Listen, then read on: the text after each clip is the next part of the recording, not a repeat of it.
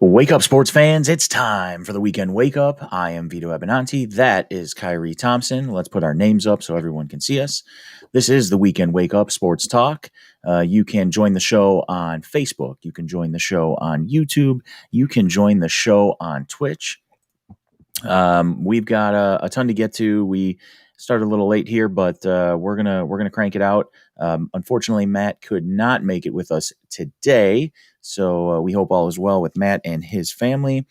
But we got a ton to get to, so let's jump right in and let's talk White Sox. We're gonna open the show with the Chicago White Sox. Interesting. The White Sox have the best record in the league by winning percentage. They actually have one fewer victory than the Red Sox and A's both have. But by winning percentage, they have the best record in the league.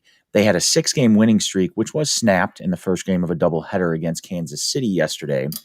But they did win game 2, meaning that they've now taken 7 of their last 8.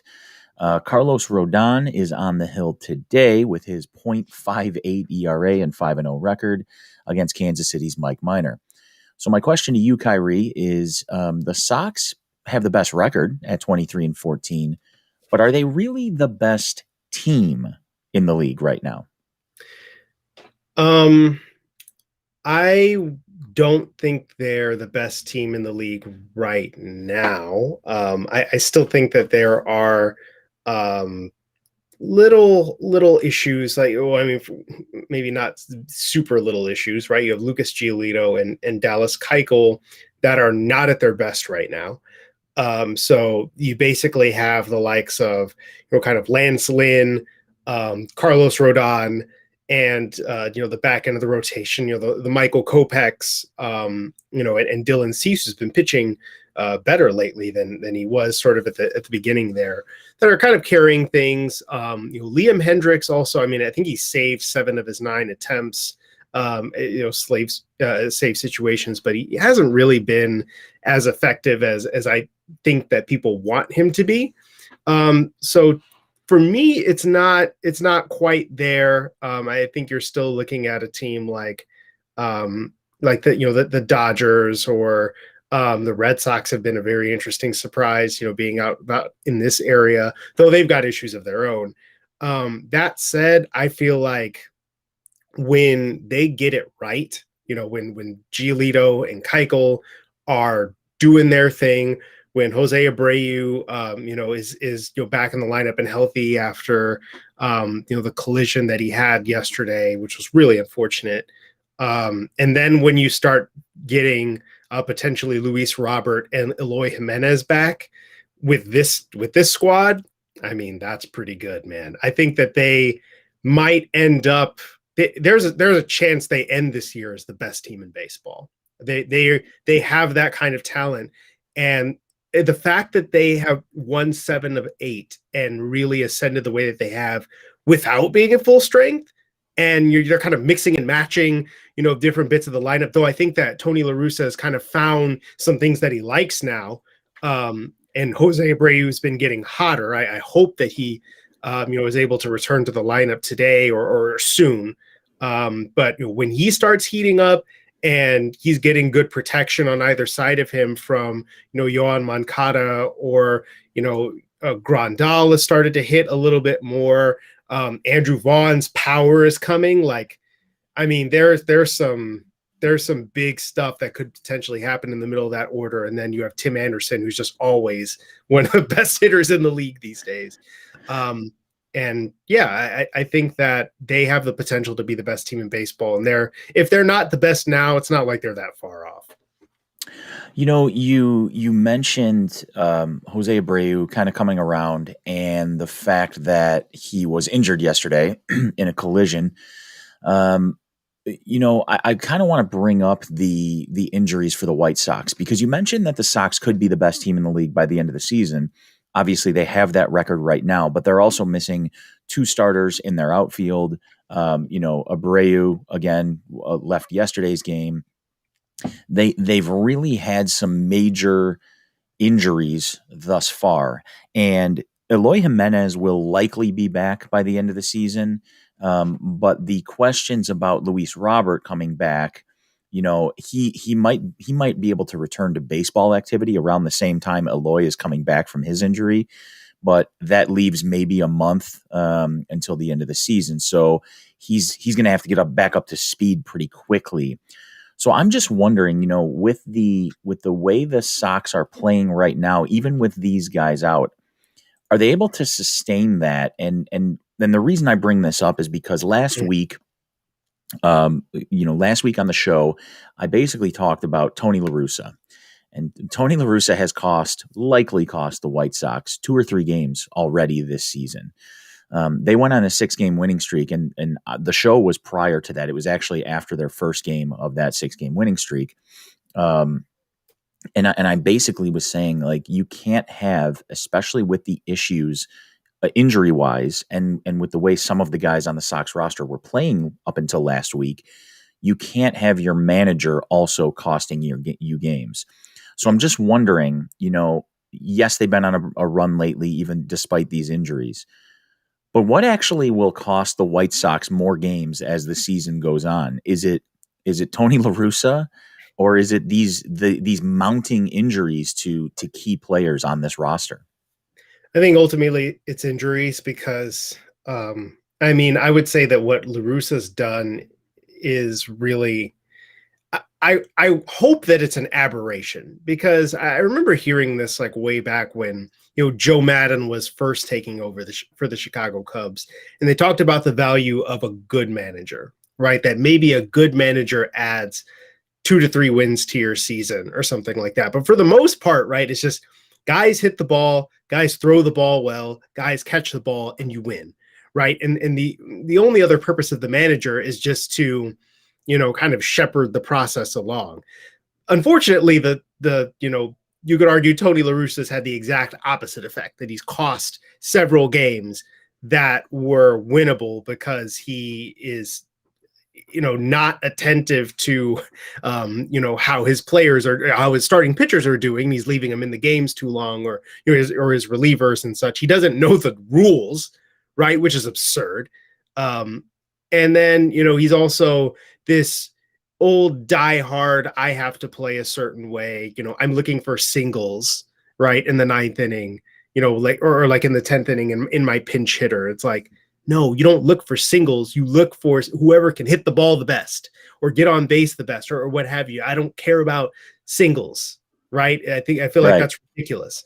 At the same time, I feel like if the White Sox are healthy and they just play the way that they can play, it's ultimately not going to matter that much what La Russa does or doesn't do, because if they're putting up streaks of 4 and 5 straight games where they're scoring 9 or more runs, like, who cares? Right. Tony La Russa could go ahead, play Jake Lamb, at that point. It's like, of course we don't want to see that, but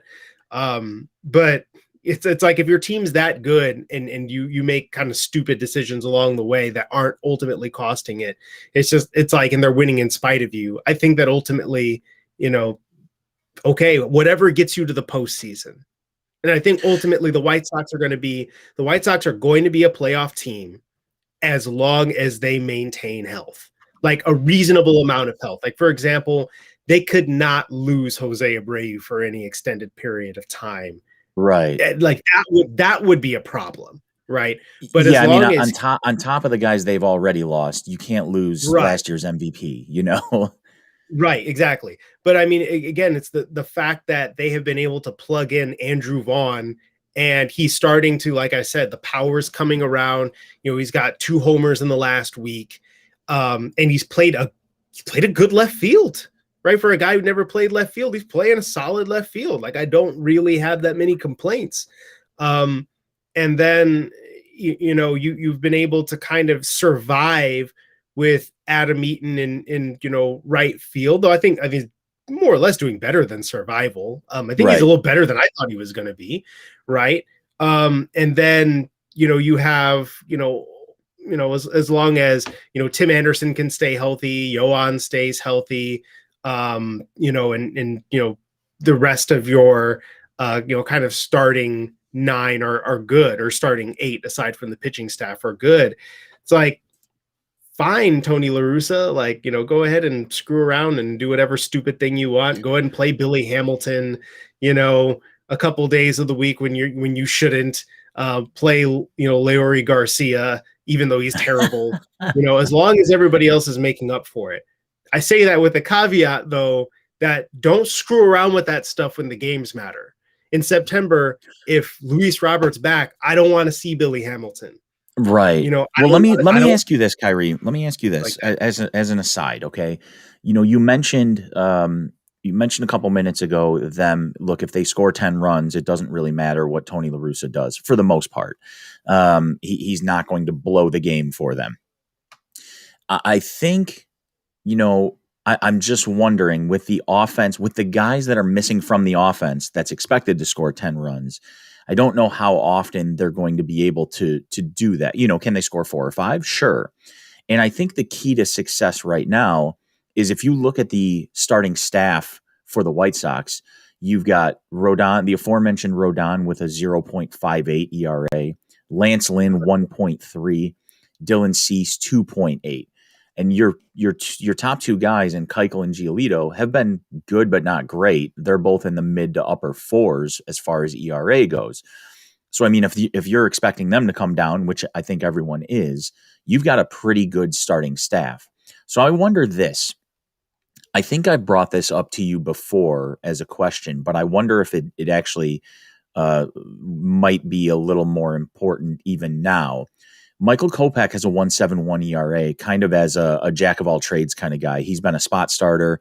He's been a setup guy. I mean, he's done a little bit of everything for the Sox this year in 10 appearances. Would the Sox, with how much they're going to be reliant on their starting staff, would it make sense for the Sox to go to a 6-man rotation and add Michael Kopech into it to, I don't want to say protect the rotation, but to, you're coming off a season in which you only played 60 games.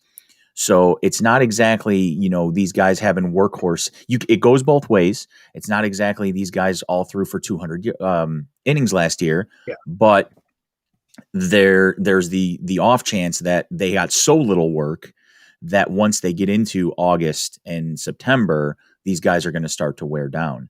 In the middle of the season, would it make sense for the White Sox to go to a 6-man rotation if they have a guy like Michael Kopech they can add to it?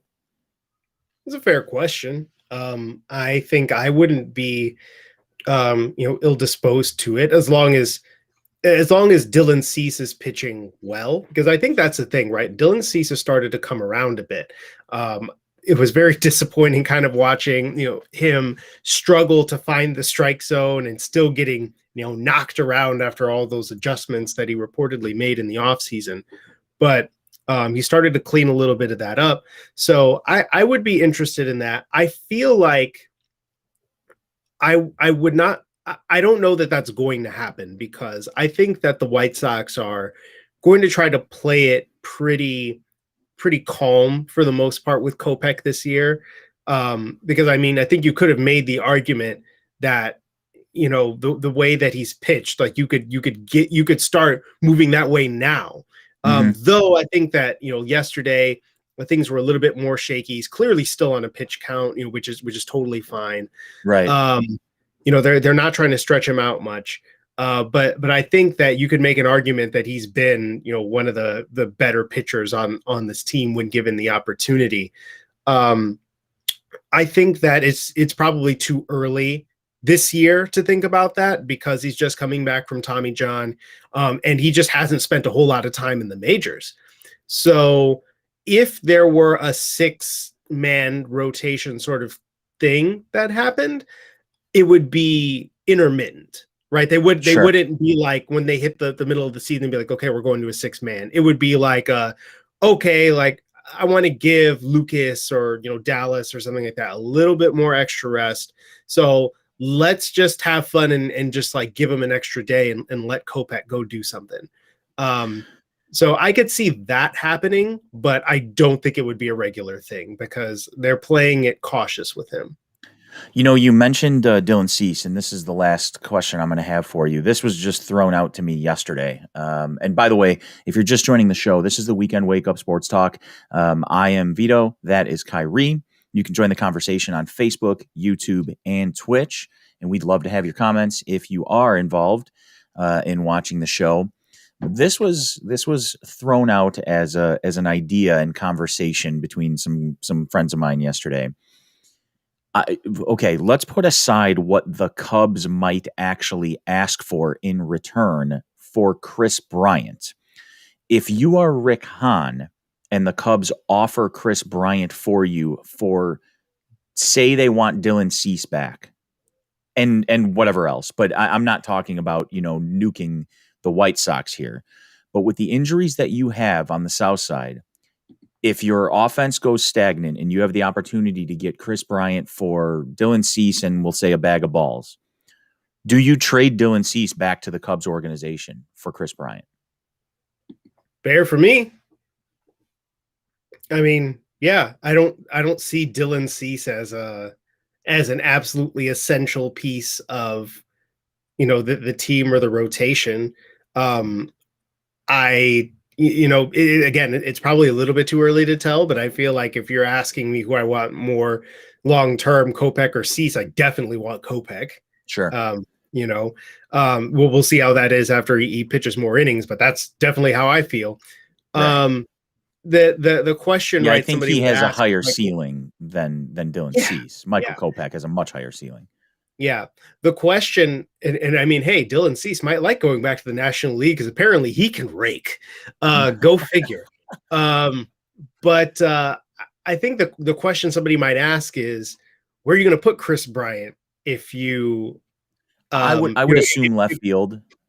It's either left or right. It's one of them. I would assume left field. Yeah, because he's not taking third from Yoan. Right, Madrigal's playing so well that you're not going to move Yoan back to second for Bryant to take third. It's just one of those things. I mean, look, this is just me. I don't think Nick Madrigal is a long-term. Yeah, the long-term answer at second base, but I think he's playing well enough at this point to where you're not going to move guys around the infield in order to put Chris Bryant at third. You have open spots in the outfield right now due to injury. I think that's where you put him. Yeah, that's where I would put him in the short term. If you're asking me about long term, it's like get Nick Madrigal out of here too. I mean, I mean, the thing is, it's like, I mean, he makes good contact. He's like a 280 hitter, and stuff like that. I mean, he doesn't strike out a whole lot, but I mean, he's like what, a 500 like OPS guy or like 600 OPS guy at second base. It's like, I get it. Like, you're not necessarily counting on your second baseman to be big time hitters, but I mean, he doesn't offer anything except slapping the ball around and running hard. You give him some credit, okay? His OPS this year is 668, and for his career, it's 704 in 627, or I'm sorry, in 236 plate appearances. Exactly, right, exactly. So it's like sample size from last year, right? But I think I don't love Nick Madrigal. I don't see the purpose in really keeping him around long term. If there's I think of it this way. I think of it this way, Kyrie. To use him to improve in a trade. Yeah, if you get Chris Bryant with his 190 or 180 OPS plus, I'm sorry, Nick Madrigal, you can either go to the bench or go somewhere else with your 107 or 99 OPS plus. It's sorry. Like you ask me for we'll take Dylan Cease and Nick Madrigal. Bye. Right. I'll throw all your crap. I'll throw all your crap on the red line for you. Right. I'm not going to talk about what the Cubs would actually expect in return for Chris Bryant, especially if he has a. I mean, it would definitely be more than that. It's not going to be Dylan Cease and Nick Madrigal at the minimum. You got to fork over prospects and right. Maybe they'll actually get some real prospects this time instead of 3 lotto tickets from the Padres. We can discuss that later, though. It's like, hey, it's like the Sox rated all the Cubs good prospects. So Yeah, well, that worked out well for the Sox. For the Sox. I do want to switch gears just a little bit. We can get to the Cubs later on, but I want to talk about NFL rookie mini camps. We're underway. They're Friday, Saturday, Sunday this week. So the Bears get to finally see what their picks can do firsthand. I think they only have 3 actual official practices. There's some virtual meetings. Matt Nagy's not even there because he was close with someone who had COVID, so he can't even attend. They're walking Um, around with him on an iPad. Like, imagine how weird that is. Like, somebody's literally carrying Matt Nagy around so he and can he's like holding it watch next to his. He's just holding it like at head level. that's Yeah. absurd. Don't worry about the disembodied head. It's like Um, if do you remember what How I Met Your Mother, where they like had the Marshall. I didn't watch that show. So there's a Marshall is played by Jason Segel. There are Hmm. parts in the show where like they're separate, like he's like off in Minnesota or like whatever, and the action's still in New York. So they put him on like an iPad or something like that, and they like create like a dummy of him, and they're just like wheeling him around. Kyrie, we've done this before. If you recall, I put you when we did the show once, and I put you on an iPad, and you Skyped in, and it was Oh sitting yeah, next to me. It was sitting next to me on the desk. I yeah, put you yeah. on That top of a was little amp. Oh man, yeah, that was back in the days when Yes, like I yes, was actually still able to go to Chicago. yeah, Like but like I like got home from work like insanely late or something like that, and I was just like beat, like I just can't make this trip or yeah. something Because it was like or a like 40 something minute like that. trip to my house. So Yeah. I mean that was after working like a 14-hour day, bruh. Dang, I that was was tired. that was a good Tired. time. Look, Yeah, man, no, that's those were that good setup times. was pretty entertaining. It was a pain. There were a lot of cables involved, but it was There were a pretty lot of entertaining. cables, and there was a lot of me being all like, Yeah. oh yeah, yeah, no, totally. That's Even awesome. Like, yeah, that's really interesting. I can't wait to You see what know happens. what? That's the best part because even when you weren't there in person to turn your head and watch the TV Oh, behind I'm us, still doing it. you were still doing it on a Yeah, friggin' iPad. yeah, That's the best. Oh yeah. man. That's why we love you, Kyrie. Because you know what? You're gonna be you no matter where you are and what you're doing. And that's A what I love. 1000%. Can't change me. Um, Um, yeah, so the Bears get the chance to look at their rookies. Well, their draft picks in particular. They did bring 13 undrafted free agents, 8 first-year pros, a couple of which were actually with the Bears last year, just never got into any game action or was on the official roster, and a couple unsigned veterans. But the key here is obviously Justin Fields and maybe Tevin Jenkins, but they want to see what Justin Fields can do with some guys around him, NFL caliber guys to a certain extent. Tevin Jenkins, they all got their new numbers too. So Justin Fields took number 1 because quarterback positions were always allowed to do single digits. But you'll see some different numbers as time goes on. But of the guys they drafted, of the 7 draft picks the Bears had, Justin Fields, Tevin Jenkins, Larry Borum, Khalil Herbert. Is it Herbert? I don't even know. Is it Khalil Herbert? yep. I just wanted to make sure it's not a French a bear because there's too many of those and you get all confused with these, or I get all confused with them. Thomas Graham Jr., Daz Newsome, and Kiris Tonga. So let me ask you this: Who else? Who of that list, of the draft pick list, of those 7 guys, might not make this roster at the beginning of the season? So my first blush is probably Curious Tonga, and it's like it's not necessarily because like he would be bad or that he wouldn't like make the practice squad or something. I feel like I would just need to see what the defensive line depth is going to look like, especially assuming right that they're going to get back, Eddie Goldman, you're going to have Akeem Hicks, and I imagine there are going to be some veterans in there as well that are going to be signed, and just like is his being like a space eating nose tackle like is that good enough? right? And you Bilal Nichols, right? You're still going to have him. So it's kind of like, you're going to carry 4, maybe 5 defensive linemen, because you also got to think about, right? Like you're going to have, outside linebackers and defensive ends, and stuff like that you're going to probably carry more of. So you're not necessarily going to carry tons and tons of defensive linemen. So maybe he makes the team.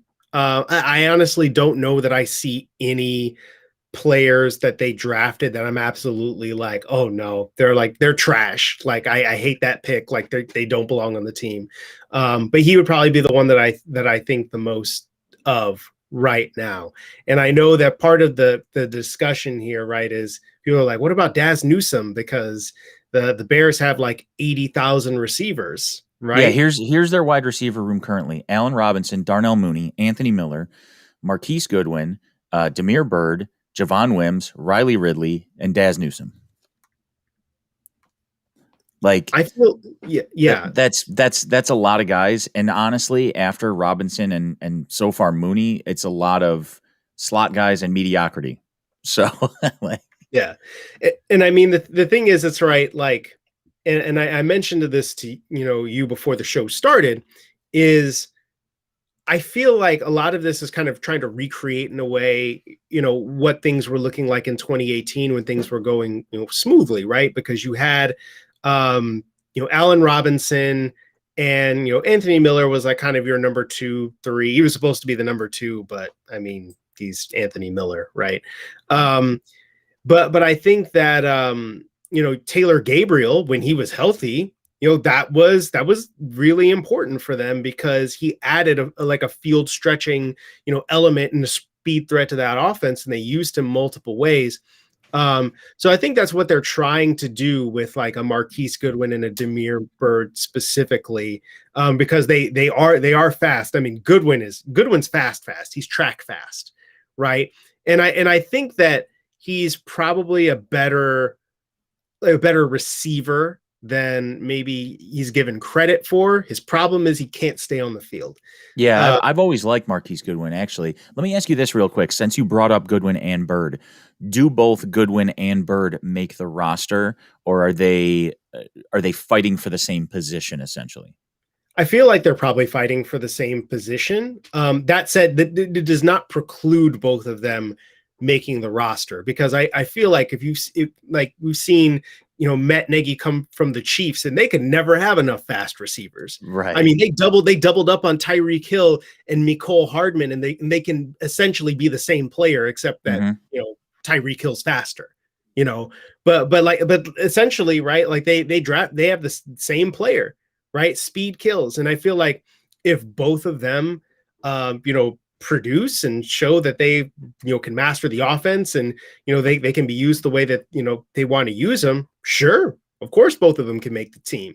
The way I see it, I don't see a reason for like Riley Ridley. Riley Ridley's not making this team. I don't think he's clearly not very good. If he were good, he would have played. By Um, now, yeah. yeah, he would have played, but they don't trust him to. He was a what? He was a fourth round pick. Yes, he was a fourth round pick, so that's rough. But like Javon Wims, he's also not good. He can block. He can play special teams. Right. Other people can do that. Um, so Well, I let me ask you this. So okay, draft pick placement aside, because these guys were drafted in two different rounds, and there were two different sets of expectations for these guys. Anthony Miller has essentially fallen out of favor with the Bears because he's not what they drafted him for, at least from what we've seen. Who is more likely to make the roster if I just give you two guys, Riley Ridley or Anthony Miller?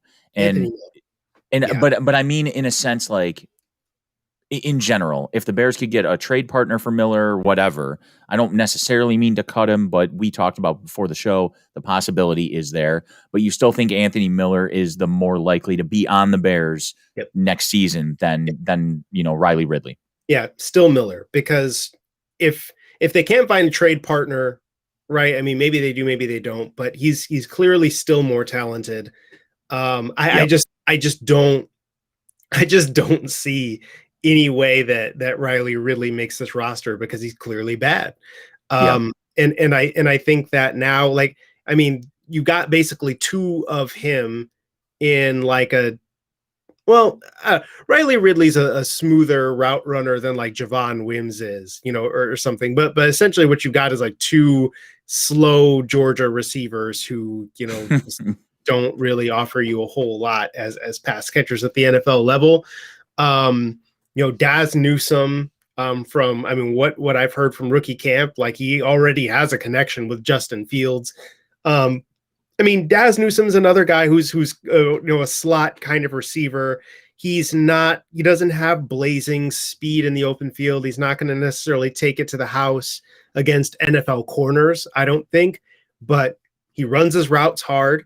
Um, he puts a lot of juice into his routes and he can create separation that way. So I feel like if he can, separate against NFL, kind of slot corners, and if he plays special teams, I feel like there's no reason to think he, won't be on the team. And you saw last year with a guy with kind of similar-ish player maybe in Darnell Mooney, though he has more raw speed, right? If you just hit him in stride, he'll take it the distance, right? Right, which would seem to be a problem for Mitch, but yeah. But I mean he's a real deep threat and a real receiver. The reason I bring him up is he was a 5th round pick last year, but he got his way on the field because he blocked. right. And because he showed effort in every facet of the game.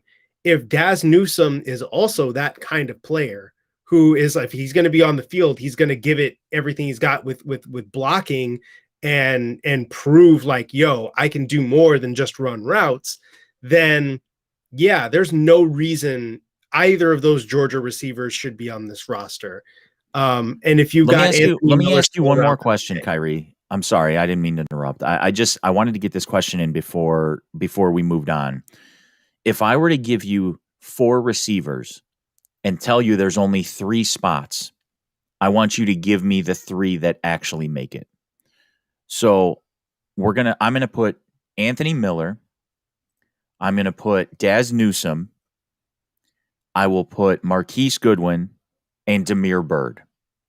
So say there's only 3 spots for those 4 guys. We know that all 4 of those guys are likely better than Javon Wims and Riley Ridley. That's fine.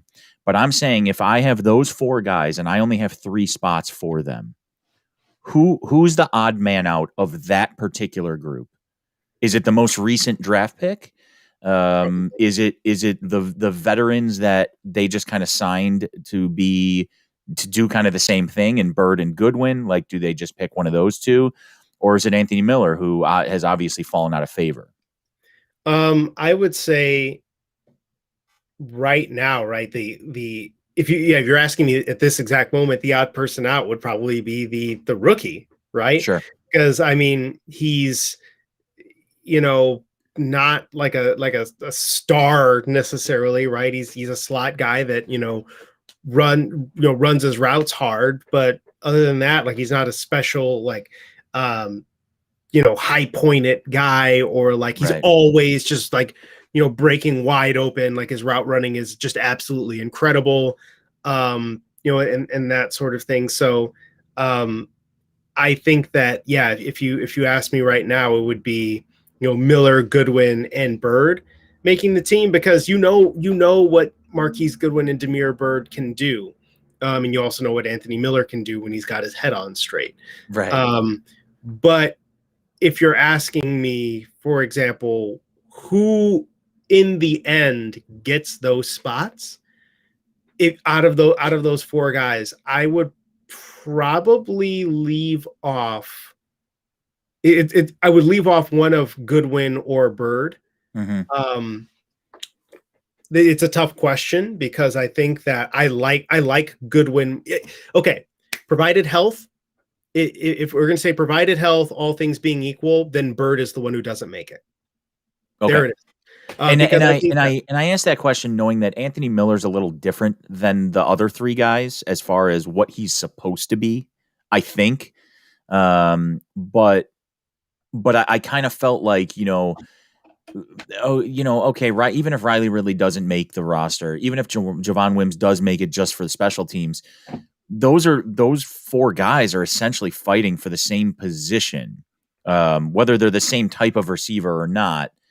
And I look at it like, do you give up on your 6th-round pick in his first year, or do you give up on the veterans who you already kind of know what they are, and you kind of hope that your 6th-round pick could be better than them? Or do you give up on the 2nd-round pick who, hasn't lived up to his billing, and to your point, doesn't have his head on straight half the time? I thought it was a tough question because I couldn't answer it. So Yeah. maybe you'd have a better insight to that than I I mean, would. I would say that even if it ended up being Newsome that makes the team, I don't know that I would necessarily say it's them giving up. I would say that they're hoping that they can develop him, right? Sure.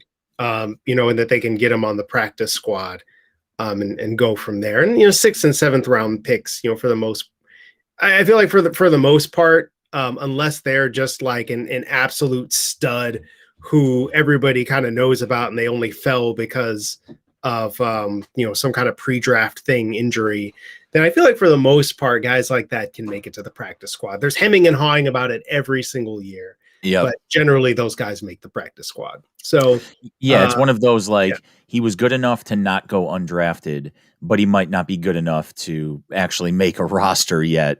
yeah, You have that spot. If he makes it to the practice squad, if he can make it there, it's a good place to have him and kind of see what he can do. yeah. But But I'm ultimately sure there's a I lot of would back and say, forth. yeah, ultimately, I would say that he probably makes the team. That it's one of those veterans that doesn't necessarily make it. I don't know that I am going to get too caught up in like specific roles, like that they're competing to do the exact same thing, and we need like well-rounded receiver Right. rooms where it's like everybody has a different skill set. I mean, you already have Can, Allen Robinson, who's a kind of possession guy. can And you then run after that, routes? Can you catch? Like, and essentially, those are the two most can you important get things. open? Can Yeah, you get open? exactly. Is the more pertinent number one, because it's like, can you run routes? Allen Robinson can run routes and he gets open off of routes. Right. Other guys, they can just run, or they can do whatever that gets open.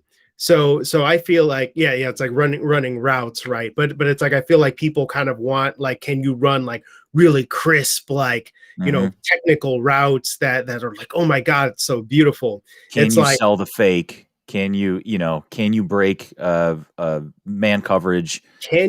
Press can you coverage at the line. separate? Can you Yeah. separate from Yep. defense and provide a target the quarterback and get you the ball? And then once you got it, can you do something with it? And so Sure. I think that, um, from that standpoint, I think that Matt Nagy would love to. I feel like he would love to have both Marquise Goodwin and Demir Bird, and just have a Yes. bunch of really fast dudes Yep. on the Just field send them. that Just send them. that will send them deep, send them on crossers, right? Hmm. And so you just have a bunch of really fast dudes streaking across the field with no defender in their immediate vicinity. Catch the ball and let them turn up field and just torture defenses. Like, I feel like they would love that. And that's, I think, the key. We're gonna move on here in just a second, but I think the key is I think the key is having a quarterback that can deliver the ball accurately. Salud, by the way, I saw that.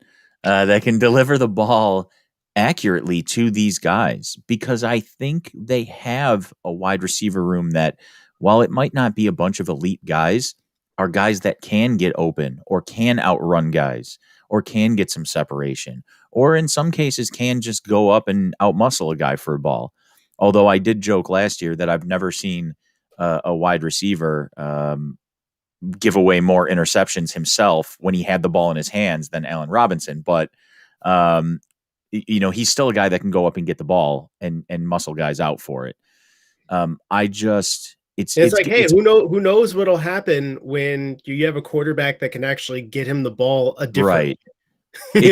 It's all about who's under center, and it has been for years, and the Bears just have never been able to figure that out. We're going to stick with NFL for a couple more minutes here. Kyrie, you're up there in the Northeast. Give us a little, now that rookie minicamps have started, give us a little info from what's happening with the Patriots.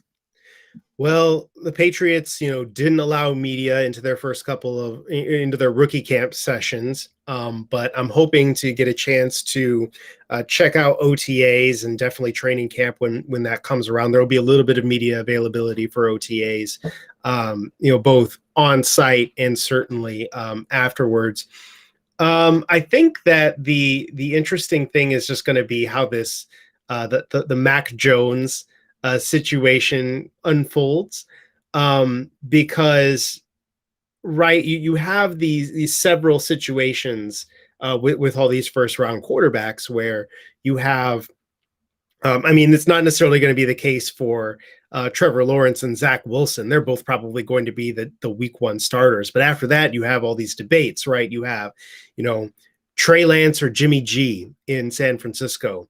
You've got Cam Newton or Mac Jones in New England, and you have Andy Dalton versus Justin Fields out in Chicago. And I find it so interesting the number of people that they're just dying to see the back of Cam Newton after last year, which is like he didn't play that well for the overall season. Though you could argue that there were a bunch of extenuating factors that went with that. Like people talk about he threw the ball into the ground all the time, and he's a running quarterback, and those don't do well in the league. Well, it's like, well, Damiere Byrd was his second best receiver. That's not how we want to do things. Jacoby Myers and Damiere Byrd were his best wide receivers. That's not great. He got COVID. Before that, he was playing pretty well. I feel like everybody was probably pretty happy with how he was playing before he got COVID and had to miss week 4. And then after that, he wasn't himself. And everybody knew he wasn't himself. So I guess I just think it's interesting, the debate over who overtakes the incumbent starter and who doesn't. For myself, I am not convinced necessarily that Mac Jones, rookie Mac Jones, is better than healthy Cam Newton. I don't because Cam Newton doesn't look like Tom Brady when he throws the ball, because that's the thing out here. That's what everybody views it as. Like, you got to be exactly like Tom Brady, right? And it's like, no, you don't. Which is hilarious, because Tom Brady was not like some kind of prototype physical, quarterback. He had a quick release and got the ball out, and that was basically it. He was a perfect fit for that offense, and I think Mac Jones is a perfect fit for the Patriots offense. He functions in a very similar way. There's nothing special about him athletically. His arm is not special. His legs aren't special. Physically, he's not that strong or anything like that, right?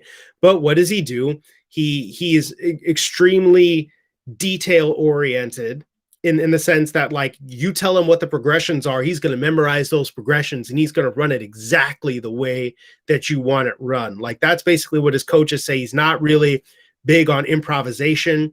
If you tell him, like, you hit that running back coming out of the backfield on that wheel route, if it's open, if that's your number one read, he's going to do it every time. He's going to do it every time, no hesitation. Like, you can see that on the tape with him. But I feel like healthy Cam Newton just gives you more. He's, both from the running standpoint. I think that, it's quite possible that while he doesn't have a great, the big arm now that he's had the shoulder surgeries, that his arm is still more than sufficient. And also you got to keep in mind that, Mac Jones, Justin Fields, all those guys are learning an NFL playbook for the first time. Right. So you've got to be, cognizant of that. Other than that, though, out of New England, I think that their 2 defensive picks that they made in the second and third rounds, I feel like those might be the best picks that they made. Like, more so than Mac Jones. I mean, a lot of people love the Mac Jones pick. It was great, obviously, that they were able to get him without moving up in the draft. Right? Like, that their guy just kind of fell to them. It was awesome. But I feel like Christian Barmore, they traded up for him in the second round. and Ronnie Perkins, the defensive end slash outside linebacker they got in the 3rd round with the 96th overall pick. Like a bunch of people thought he was a 2nd round pick for sure. Like, I feel like those are going to be the most impactful picks that they have this year. I don't see Mac Jones starting week 1. Basically, every report that I've heard is that Mac Jones needs to be so much better than Cam Newton that they need to be like, oh my God, like I cannot live without putting Mac We're Jones on gonna, the field. you know what? He's We might as well just cut Cam Newton because yeah, he's so basically good. like he You know, serves no purpose on this team. Like he needs right? to blow it completely out of the water. And you also think about the fact that Cam Newton has now had a year to learn the system. They love him. The coaching staff, the locker room, they love the dude, right? And so I think that it's going to have to be some crazy performance by Mac Jones, and he's just not that kind of guy. He's really not. Let me ask you this, Kyrie, and just swat this down if this sounds really stupid.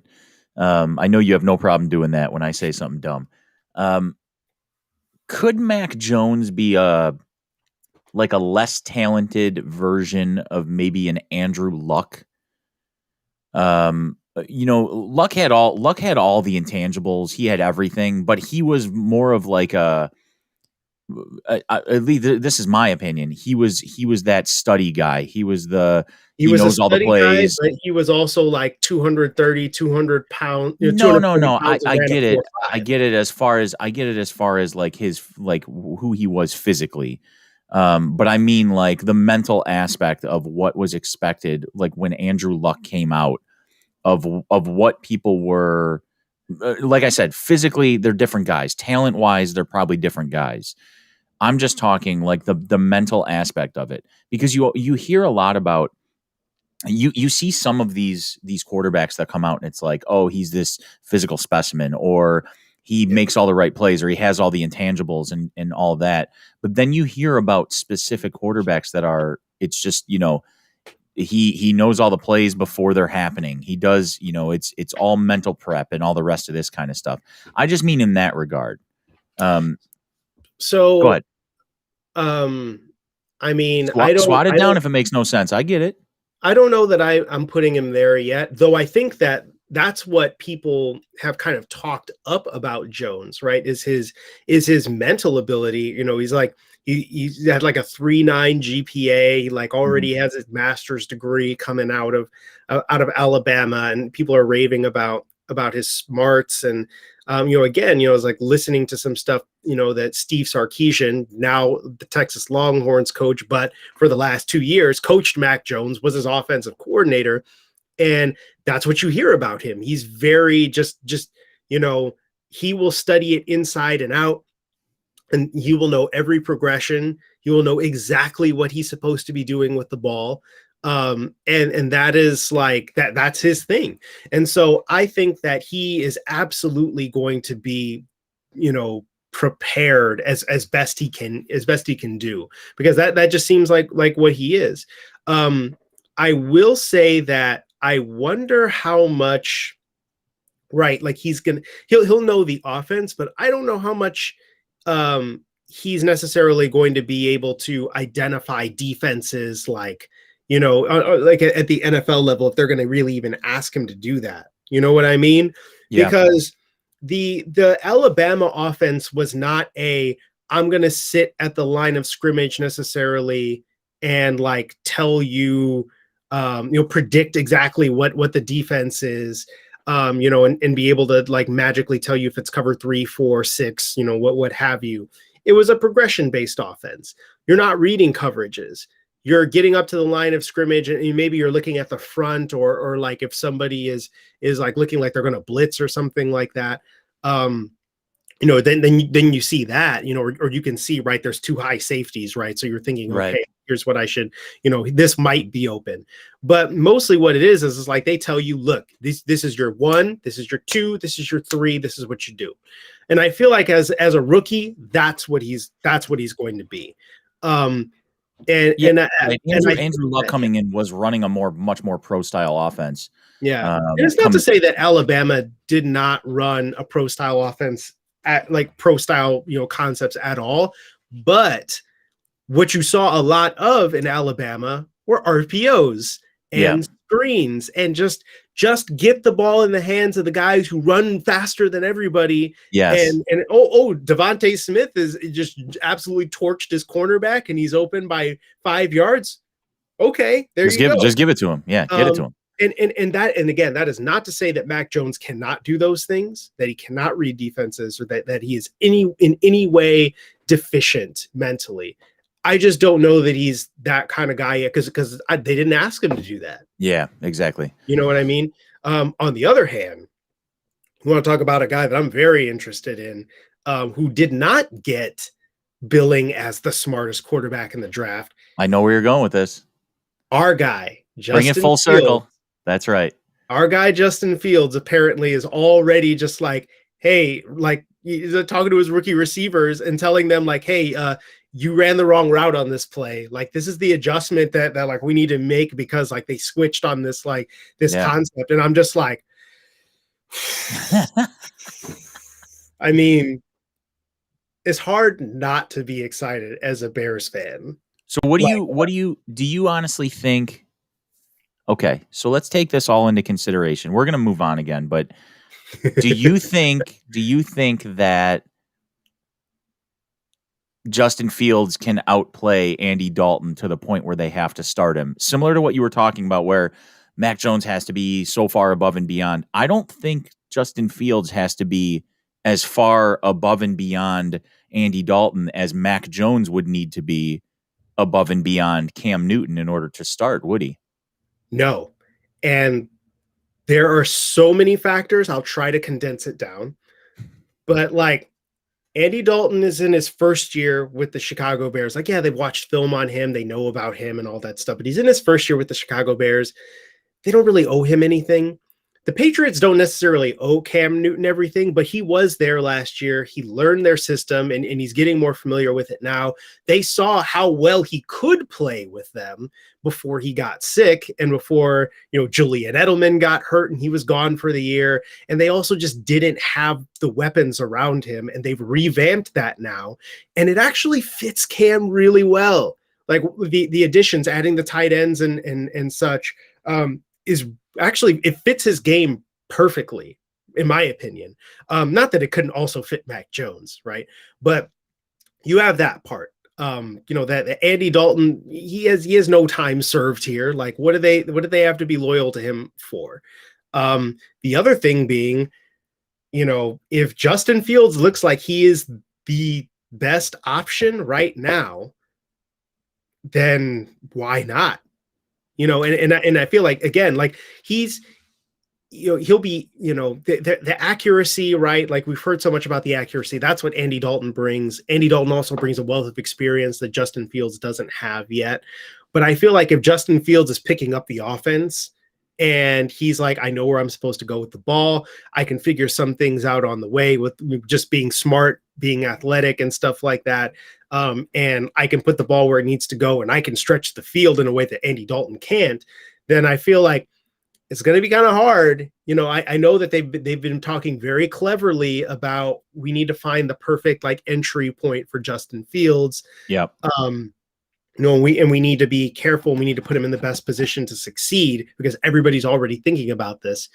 I feel like there is far less reason to sit Justin Fields week one than there is for Mac Jones, in my opinion. And also, as much as you don't want this to factor into the discussion, the Bears, while they might not really be on the hot seat, they're not behaving. To me, Matt Nagy and Ryan Pace, we could talk about the contract and talk about them being on the hot seat. They're not acting like they're on any damn hot seat. Yeah, they're acting like No they have way. at least 2 years, to figure this out. So I don't think that this is really a make the playoffs or you're done year to me. I don't think so.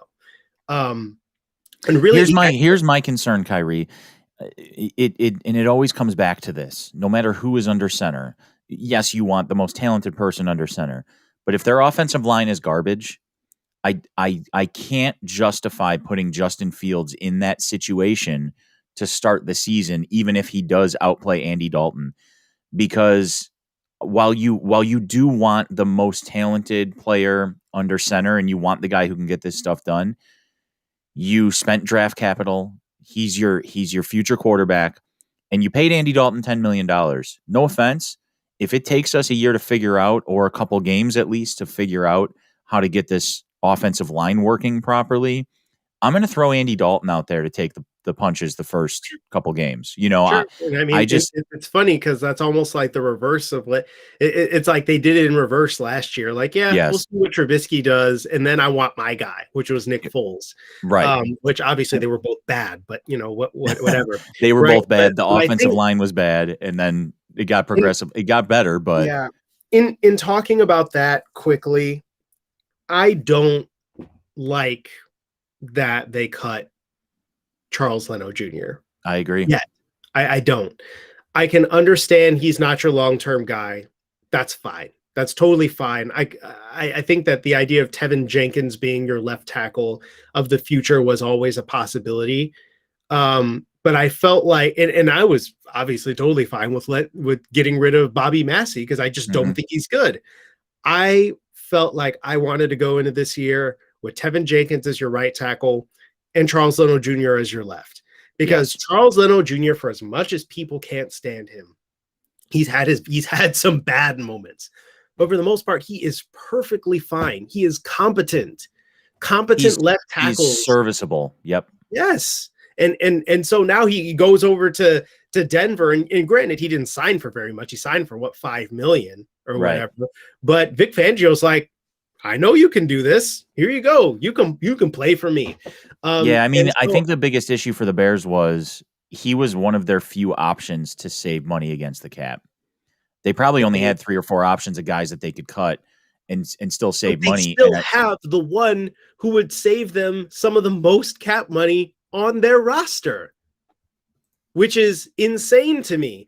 If you are not worried about cutting Charles Leno Jr. because you have Tevin Jenkins now, and you have Jermaine Ifedi playing right tackle, which I don't want to see Jermaine Ifedi as the right tackle. I really don't. But okay, that's what you decided. You're cool with that. Okay, you decided you're fine with that. You mean to tell me you don't feel confident enough in your second round pick last year, Cole Kmet, to get rid of Jimmy Graham?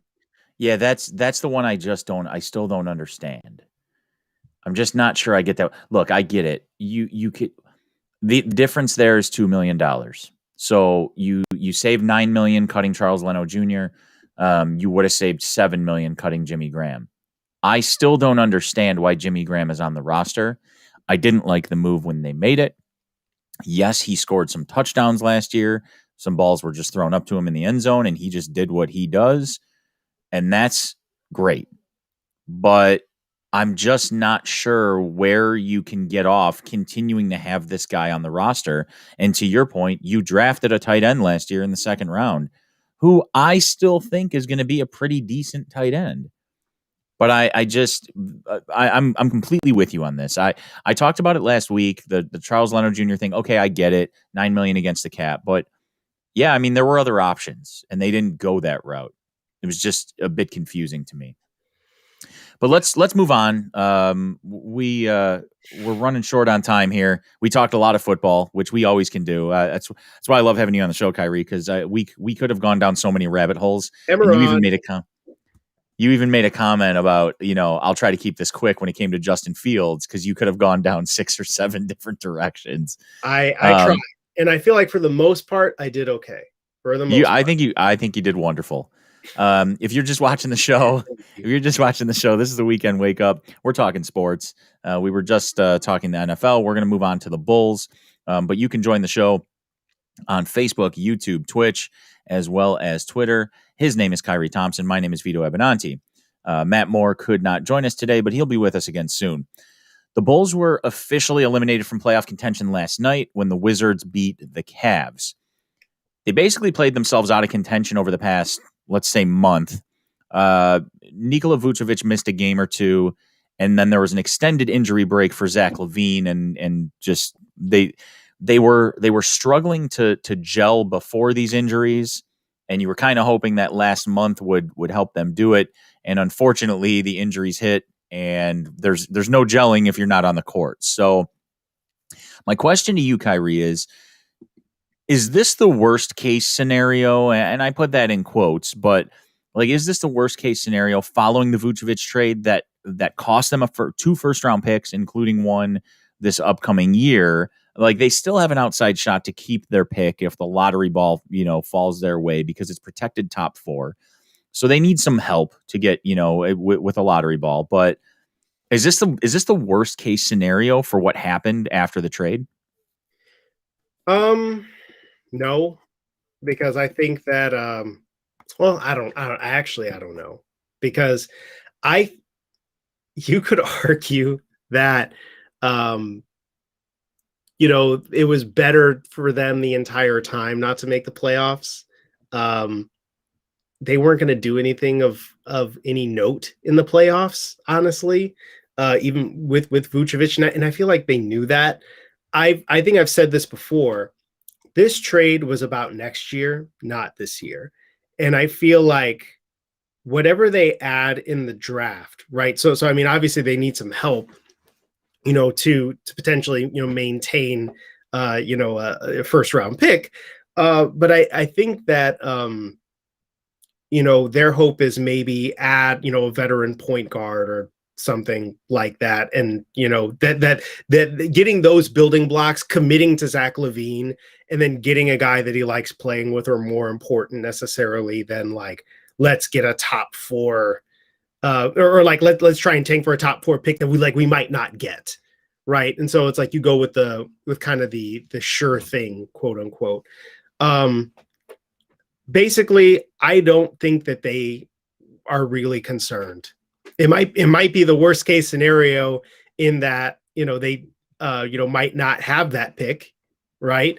And then they might now have to, do something with a second rounder, or they're going to have to patch it up in terms of a veteran, a couple of veterans or something like that.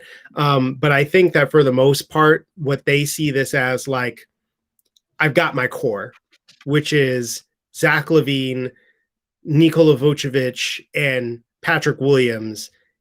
And however we build around that is fine, regardless of whether or not they made the playoffs. Because I feel like they weren't going to make the playoffs, and even if they did, it wasn't going to matter. So you could But argue, I'm wondering, this was a directionless trade from that yeah, standpoint. I'm just wondering worst case scenario in the fact that you mentioned it's probably better that they didn't make the playoffs. But if that's the case, you obviously want to get the highest draft pick, and they kind of got stuck in that middle area, Yeah, because they where won too they still much, right, exactly. So they got stuck in the middle area, but also so they could have made the playoffs, and they could have won a game or two, or whatever it is, play in what they could have made the playoffs and gotten a little experience with those guys on the court in the playoffs together with Billy Donovan and all that kind of stuff. So that's what I mean by, like, worst case scenario. They ended up like in the middle somewhere.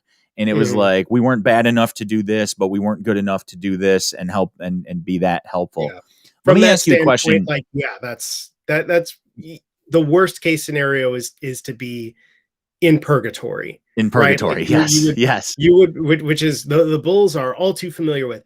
Yeah, so yeah, For you would years. prefer to either just have it be one way, make the playoffs, and make the playoffs, or just be bad, just be straight up bad. Yep. And then, This like, was you one of can the few times where I looked at the Bulls and I thought to myself, making the playoffs, even at a bad seed, would probably be okay. It was like when they you were at least putting get to together see these them, teams. Correct. When they were putting together some of these teams over the last couple of years, and they were always like 9th seed, 10th seed, 8th seed, and I was like, this team sucks, and they're not going to get any better in the future. So what is a playoff series going to do for them? It's going to do nothing. I felt like a playoff series, no matter how short, would have sort of helped this team, at least for guys that are going to be here for the next couple years, the Patrick Williams and that kind of stuff. But I mean, to your point, it didn't really matter. They ended up in the middle of nowhere. They weren't bad enough to get a likely high enough pick to keep their first round draft pick, and they're not good enough to make the playoffs. So let me ask you a question. This is a guy you've mentioned before. Um, is it out of the realm of possibility for the Bulls to go after a guy like Bradley Beal in the offseason, knowing that essentially he and Zach LaVine are playing the same position? But you're still going to want a guy like Bradley Beal on your roster to go with LaVine and Vucevic. Would it be out of the realm of possibility for the Bulls to go big, like that? Or are they looking to more fill out the roster with guys that can play around Williams and LaVine and Vucevic? I mean, the way I see it, it's like there's no reason not to go big on that. I mean, he's one of the best scorers in the NBA. I think he might end up at the second leading scorer, right? Because like him and Curry are kind of battling it out. But yeah, I mean, I feel like there's no reason not to make a strong overture there. And there's reason to believe that kind of format can work. I mean, the Boston Celtics kind of have that set up where it's like Jaylen Brown and Jason Tatum are similar sizes. They don't do exactly the same things, and I feel like maybe that's a different thing. Like one of them would have to start playing some better defense, because the thing is like Jaylen Brown is, an elite defender as well as being, a 25 points a game guy. And just Jason Tatum is like, it's not that he's a absolutely awful, like putrid defender, but he's just not a great one. He's kind of average, slightly above average at best. But his thing is that he can catch fire and drop 60 on you, right? Right. So, I mean, there's no reason to think that like having Zach LaVine and Bradley Beal could not be, doable. And I mean, maybe one of them becomes like your primary ball handler. I think Bradley Beal could do it. I would trust Bradley Beal, in my opinion, to be your primary ball handler before I would trust Zach LaVine to do it all the time. Though Zach has gotten much better. I was going to say he has gotten a lot better because he's kind of had to do it sometimes. Exactly. So I would be fine with that. I think that.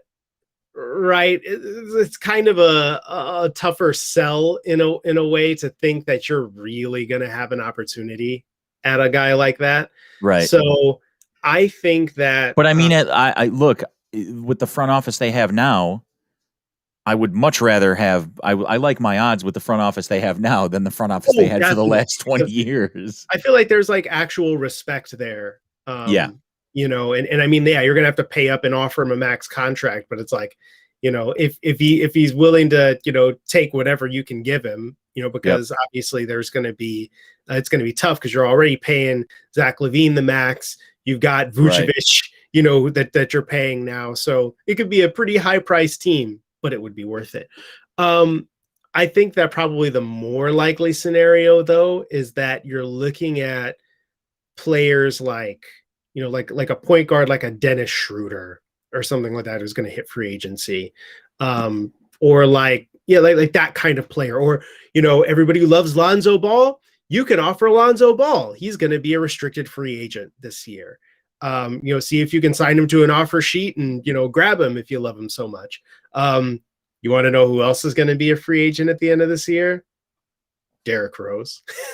Oh, there you go. 32-year-old Derrick Rose is going to be a free agent this year. It all comes full circle, and I can't wait. I can't wait for everyone to talk about how he's going to go back to scoring 26 points a game or whatever. So I mean, basically, right? It's for me. It's about I would throw everything you could at a top flight player like Beal. It's probably just more likely that they're going to end up with a veteran who can get Zach the ball, take the playmaking responsibilities off of him. But that still allows LaVine to handle the ball, play that 2-man game with Vucevic if he wants to do it. And then you're probably just looking at filling in another wing or forward or something like that, because you've got Vucevic, he's your 5. You've got Pat Williams, who can be your 3 or 4. You got Zach, who can, play 2 or 3, but he's really a 2. So then you're looking at, just like another forward, like a starting caliber forward that maybe you can sign or something like that. So would I love to see Bradley Beal in Chicago? Yes. I've been wanting to see Bradley Beal in Chicago for a minute, but probably not happening. See, I still think they can pull it off monetarily. It's just, can they actually pull it off? Does he want to come here? Kind of that kind of stuff. Yeah. I mean, because you've got Cristiano Felicio coming off the books at $11 million or something absurd like that, which is just insanity. So you've got Daniel Tice, who I wonder if they would want to keep around, but he's making 9.5. You've got Denzel Valentine making 8. He got to go. And Lauri Markkanen's making like 16 or something like that. I don't know if he's making 16 this year, but you trade Lauri and you get somebody useful back, or you get a pick back. You get that first round pick back or something like that by trading Lauri. Then you might be cooking with gas. Then you might have a little something there. But yeah, like for example, I think Daniel Tice is worth keeping. I agree. Because Daniel Tice, and again, I got to watch him in Boston quite a bit. He is the perfect, like, off the bench, small ball 5 center. He's perfect for it. He's stretching his game more. He's better on defense than you think he is. He can switch on anybody reliably. And I think that he's just a general. He will do everything that you need him to do. I feel like he's the perfect guy to have coming off the bench. You can obviously, you're going to lose some more dead weight with Valentine potentially and Cristiano Felicio. And I think that now you're thinking to yourself, is Lauri Markkanen more valuable in my starting lineup as a 4? Or is he more valuable on somebody else's team, getting me some trade value back? Yeah. That's what I think. That's the question now. I did realize, so this year they're only paying Lauri Markkanen $6.7 million. Look, he's a free agent next year.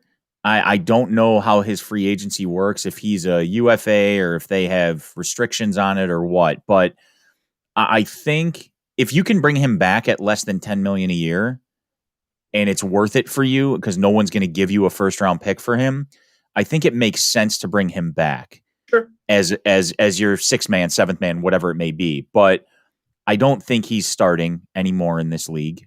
If you fill out your roster properly, and you're not going to pay him the $15 million that that he maybe wants. I don't know what he's going to get, but I don't know anyone that would pay him $15 million based on what he's done right now. So you would think so, but I mean, good Lord, someone's always willing to pay. The NBA just be shelling out like Monopoly money. Yeah. A couple of years ago, once they got that TV deal, just ridiculous.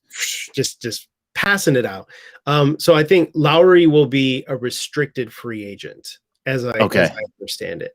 And they can do a qualifying offer for him. I was going to say they do a qualifying offer. Someone else can offer. They have the opportunity to match, or they can let him go. So right. The qualifying offer is $9 million for him. Which fine. If that's $9 million, I don't have a problem paying Lauri Markkanen $9 million. If you're not going to get a first round pick for him back in return, and you can't get rid of him, I don't see an issue with that. It's once you get into double digits where you're going to have a problem paying Lauri Markkanen to stick around, especially if you're planning on building a team around the other guys you already have.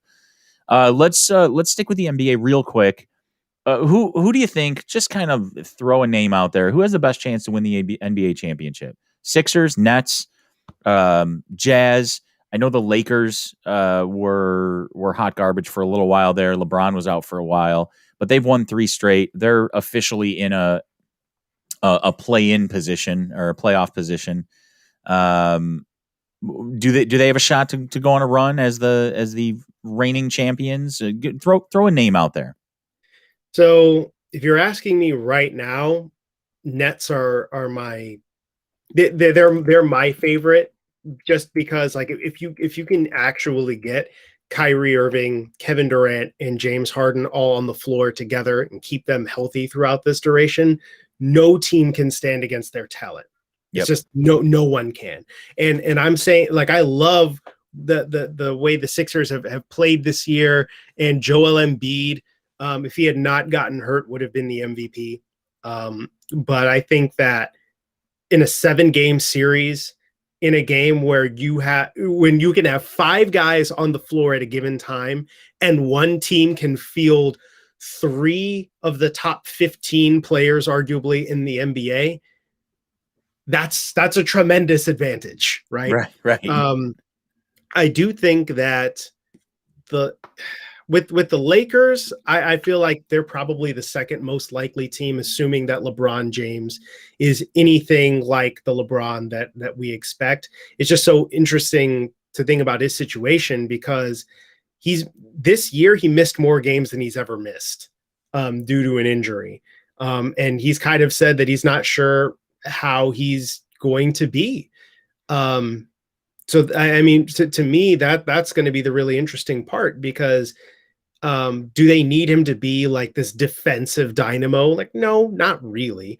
And the Lakers also, right? They got Andre Drummond in town, after he was bought out, and I feel like that could be a really nice signing for them, and they can just kind of overwhelm people potentially with their size, the way that they did last year with their kind of rotation of centers. Mm-hmm. But you need Anthony Davis and LeBron James to not just be healthy, but be who they are. Right. Because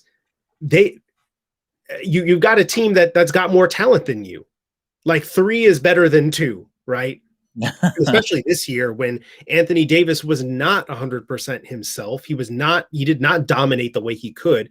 He's shown signs of it of late, dropping a 40 piece, like a week ago or so.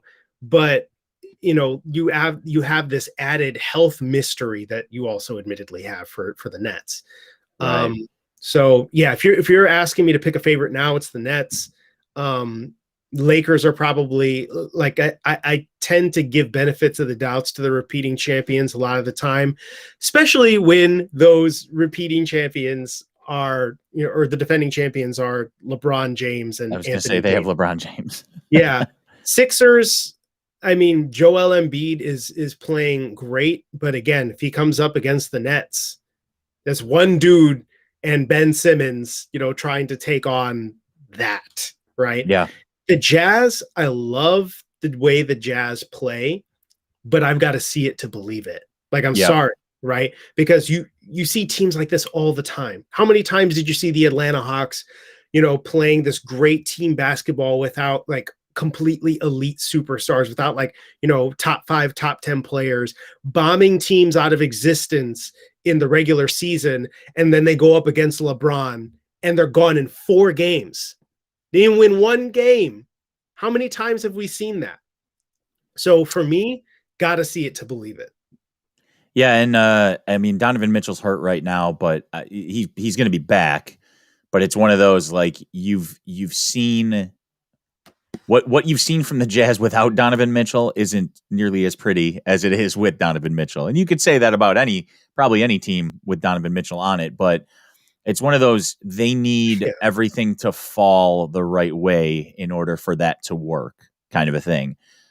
Whereas there are other teams where, yeah, we can play without this guy for a little bit and we'll be all right. We'll still be competitive. But I think the Jazz need kind of the way they play, to your point, you need everyone. It's like an all hands on deck thing. Oh yeah, because I mean, like, that's the way that they play. It's ball movement. It's breaking defenses down through passing and such. But if you don't have your number one guy that breaks down a defense and opens up a lot of those lanes for you, that everybody has to watch. When Donovan Mitchell gets in the lane, everybody on the defense is watching him. And if you don't commit, if you don't collapse on him, well, then he's just going to dunk on you. Right. It's like that. Before we close out the show, we're running out of time, but I did want to bring this up. It's big news in the NBA. Russell Westbrook breaks Oscar Robertson's 60-year-old record for all-time triple doubles. He has 182 now, or excuse me, 183. He's actually had one since he broke the record. He has at least 5 triple doubles against 23 of the 30 league franchises. And he also owns the single season record with 42, which he set in 2017, when he I was think he said still it with twice, I want to say. Oklahoma City. Yeah. Yeah, I mean, he's done. He's got 37 this year. Like, I mean, he's had over 33 times in his career, over 30 triple doubles. Look, the league is different, okay, but than it was when Oscar Robertson was playing.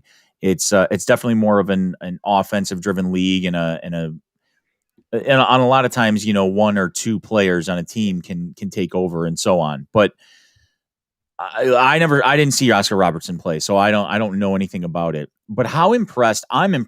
How impressed with this record are you from a guy like Russell Westbrook, who had a team around him in OKC, and little by little, those guys all disappeared. He got his way out of town, but he still just keeps putting up numbers. Like, how impressed with this record are you? I mean, he does it every night. You can say whatever you want about, Russell Westbrook. And if you don't like it, he's just stat padding, Right. or like he's a selfish player or what have the dude, he lays it out there every night. And I feel like people say they like that. But then when it's a guy that they don't like, then all of a sudden that you poke holes in it. But he plays, yeah, he gives it everything he's got. Every time he's on the floor, he does anything you need. He can do anything that you need to help a team win. It's not all just mindless stat padding, like, oh, I know I need 10 rebounds, so I'm just gonna go grab this. I mean, Right. he has Right. grabbed clutch rebounds. Like, I'm talking like he's jumped up over 7-footers to grab a game sealing rebound. Mm-hmm. He has hit game winning shots, in addition to, throwing up a 40-point triple double or whatever. He, is putting up 17 assists. How many times do you hear people talk about, oh, Russell Wilson, like or Russell Westbrook, right? He's a ball hog. He doesn't want to pass. He's 17 assists, in games. He's like averaging like almost 12 assists a game and stuff. It's just like, come on, man. Like, you got to, at some point, just enjoy what this man is doing. Right. And I think that there are a lot of people who look at what he does as empty because he doesn't have a ring, and he had all these teams, good players around him. What did he do with them? And I feel like, look, in the end, a great player is a great player, and Russell Westbrook is a great player. On top of that, I just want to say the Wizards look like they might be the worst team in basketball for a real long time.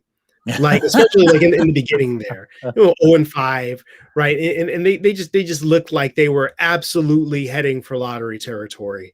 And Russell Westbrook's triple doubles in his overall play were part of what drew them back from the brink and got them in a position to make the playoffs.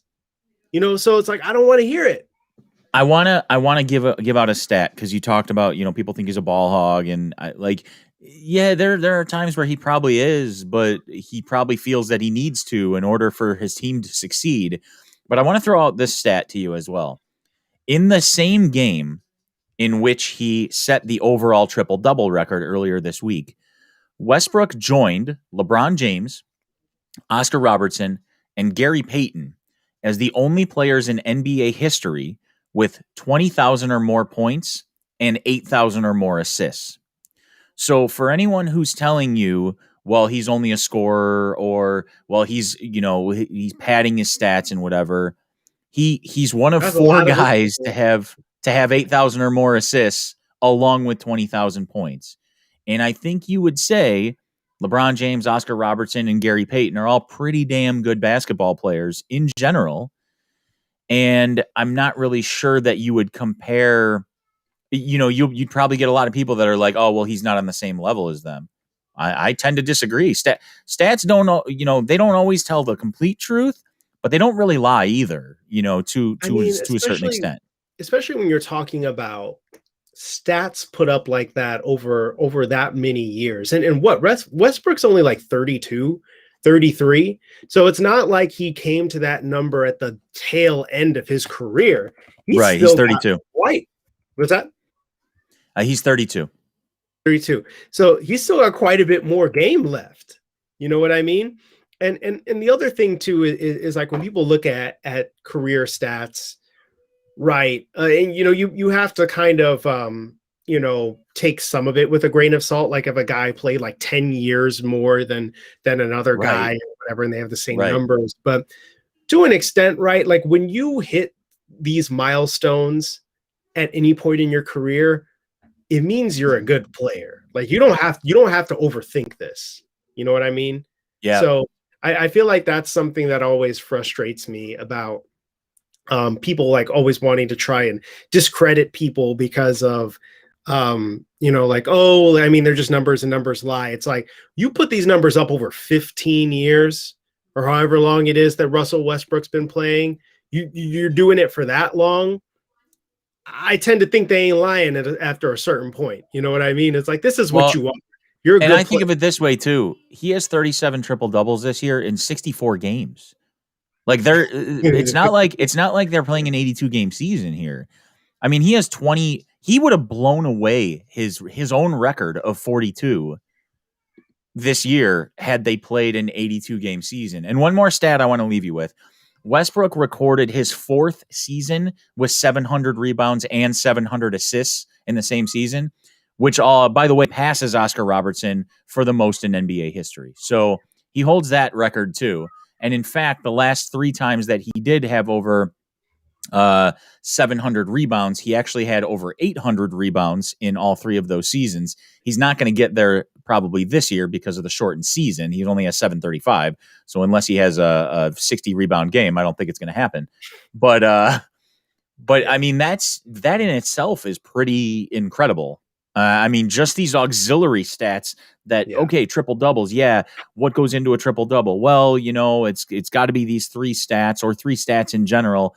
And I mean, look, it's not like he's throwing up, 40 blocks a night or, anything like that. But points, assists, and boards, if you've got someone who's doing all 3 of those every single night, I really don't think you can complain much about him as a player, We ran out of time. No, I know. Ever. It's not even some of the time. It's ever. We ran out of time. We went a little over time, but hey, always great conversation on the show here with Kyrie.